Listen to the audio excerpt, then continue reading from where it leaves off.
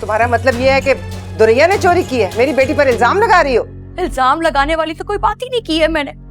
मैं तो सिर्फ इतना कह रही हूँ कि घर के हर फर्द पे अगर शक करना है तो सब पे किया जाए ना, सिर्फ सारा पे ही क्यों?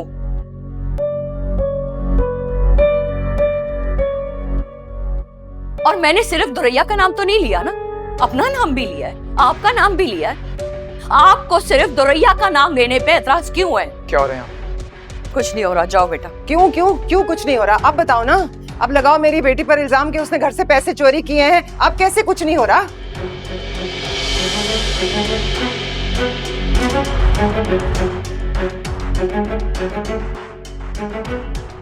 आप बात को बढ़ा रही हैं। मैंने किसी पे कोई इल्जाम नहीं लगाया है। तो तुम मेरी बेटी पर इल्जाम लगा भी कैसे सकती हो?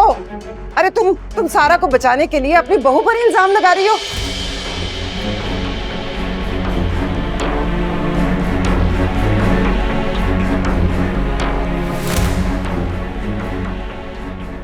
वाह रोमाना, मुझे तुमसे ये उम्मीद नहीं थी। तुम्हें तो खाला से सास बनने में जरा सी देर भी नहीं लगाई, मेरी बच्ची पर चोरी का इल्जाम ही लगा दिया। खाला जान, अपनी लड़ाई में सारा को मत घसीटिए प्लीज।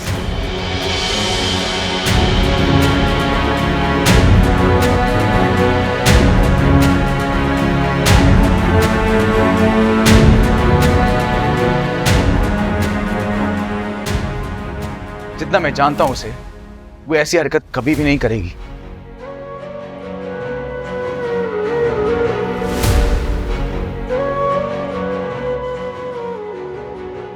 अच्छा, तो वो नहीं कर सकती तो इसका मतलब है साफ साफ कि ये दुरैया चोर है, यही कहना चाहते हो तुम?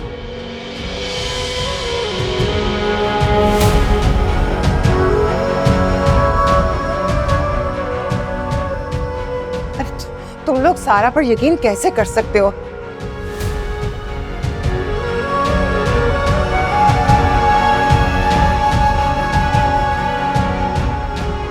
क्या भूल गए हो कि कैसे सारे खानदान की आंखों में धूल झोंक कर उसने क्या तमाशा लगाया था? खाला जान प्लीज बस कर जाइए। कब तक पुरानी बातें याद करती रहेंगी आप? कब तक उसी बात का ताना मिलता रहेगा उसे?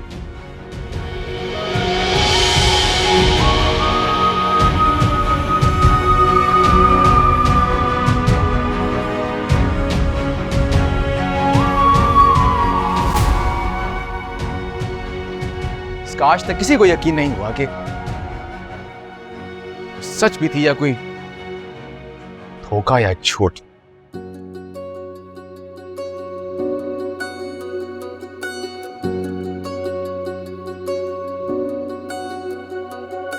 क्या कहे ना कहे, हम जिए ना जिए, मरते हुए हम जिए गए।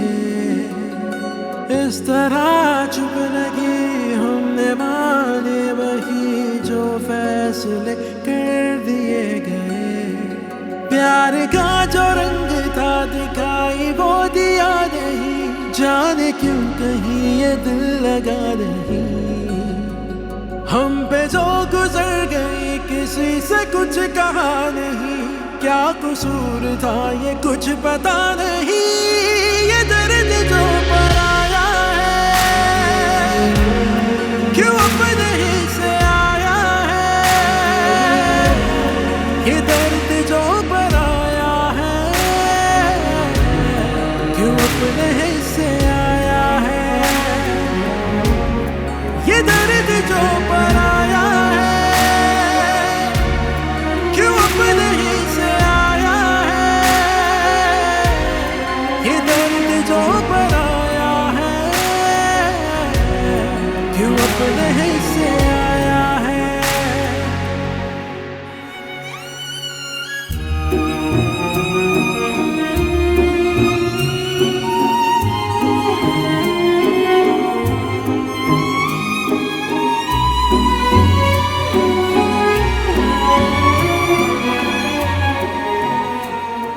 किसी भी ऑफिस के लिए बहुत जरूरी होता है कि वहां पर जो लोग काम करते हैं उनके साथ अच्छा सलूक किया जाए। और मेरी मदर ने भी हमारे ऑफिस में जिस मामले में बहुत स्ट्रिक्ट और क्लियर पॉलिसी बनाई थी वो हरेसमेंट थी।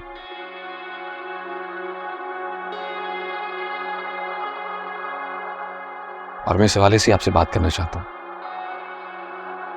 इसका मतलब है सरफराज अब ही सारा को हैरेस कर रहा है। अब भी? क्या मतलब है इस बात का? आपको नहीं पता कि हमारे ऑफिस में उसके साथ क्या हुआ था? नहीं, मैं कुछ नहीं जानता।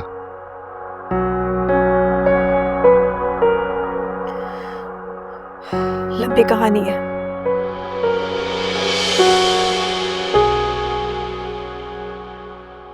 और ये कहानी मेरी बेवकूफी से शुरू होती है।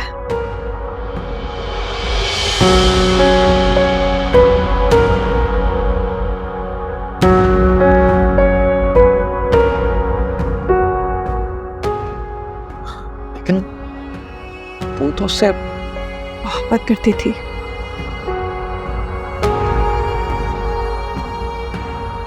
शादी करना चाहती थी।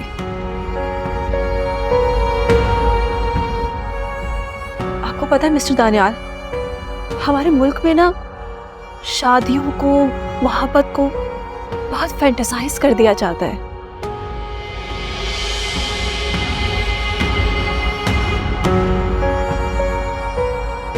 ऐसे लगता है जैसे जिंदगी का वाहिद मकसद बस ऑपोजिट जेंडर की मोहब्बत हासिल कर लेना है।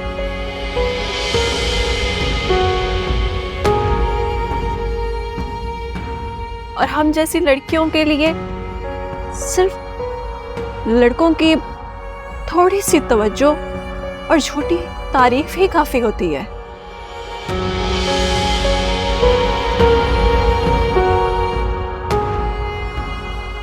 मोहब्बत पाने का जुनून इतना अंधा कर देता है कि हम जैसी लड़कियों को समझ ही नहीं आता मोहब्बत और हैरेसमेंट के बीच का फर्क।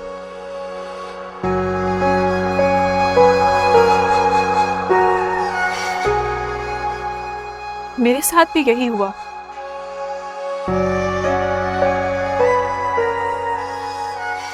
मैं समझ ही नहीं सकी कि वो मोहब्बत नहीं थी, वो हनी ट्रैप था।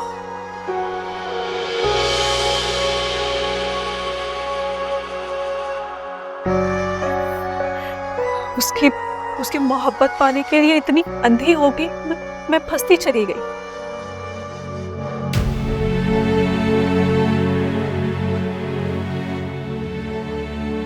मैं सारा के साथ भी बहुत गलत कर गई।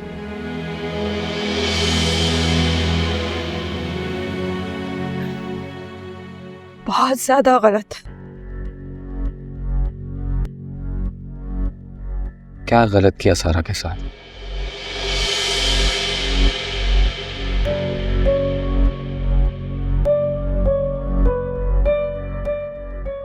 अगर आप बताने में कंफर्टेबल नहीं है तो ये बेट, आप समझे इस बारे में हमारी बात ही नहीं हुई। नहीं नहीं, ये तो मेरी लक है कि आप मुझे कन्फेशन का मौका दे रहे हैं।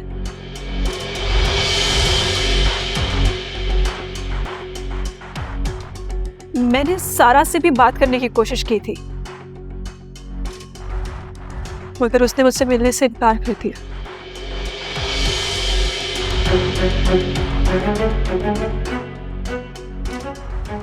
सही किया उसने, उसे नहीं करनी चाहिए मुझसे बात। इस काबिल ही नहीं हूं, शक्ल भी नहीं देखनी चाहिए उसे मेरी।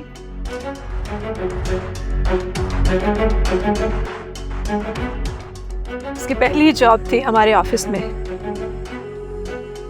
सरफराज की नजर पड़ गई थी उस पर। मुझे बहुत जेलसी हुई, बहुत हसद में आ गई मैं।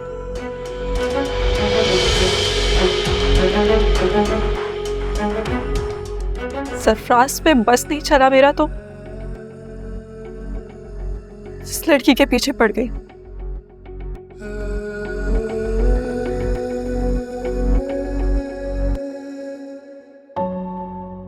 मुझे लगा गरीब लड़की है, आसानी से दब जाएगी।